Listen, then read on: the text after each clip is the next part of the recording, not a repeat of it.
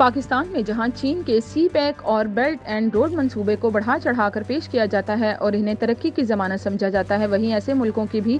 کمی نہیں جو ان منصوبوں پر شدید تنقید کرتے ہیں، جس نے سری لنکا کو اپنے قرضوں کے جال میں ایسا جکڑا کے نکلنا ممکن نہیں ہوا۔ اب اطالوی وزیر دفاع گیڈو کرسٹوف نے کہا ہے کہ اٹلی نے 4 سال قبل چین کے بیلٹ اینڈ روڈ انیشیٹو منصوبے میں شمولیت اختیار کرنے کا بغیر تیاری ظالمانہ فیصلہ کیا تھا، کیونکہ اس نے برآمدات بڑھانے کے لیے زیادہ اثر نہیں کیا۔ غیر ملکی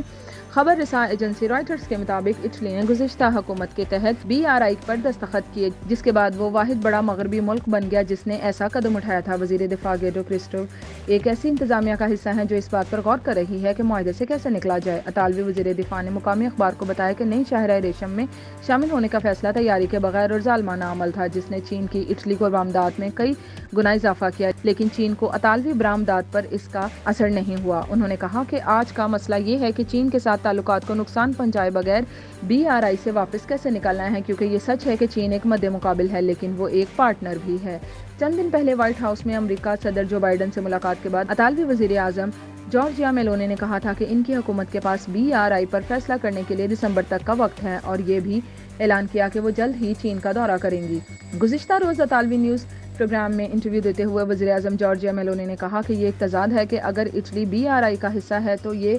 G7 ملک نہیں ہے جس کے چین کے ساتھ مضبوط ترین تجارتی روابط ہیں۔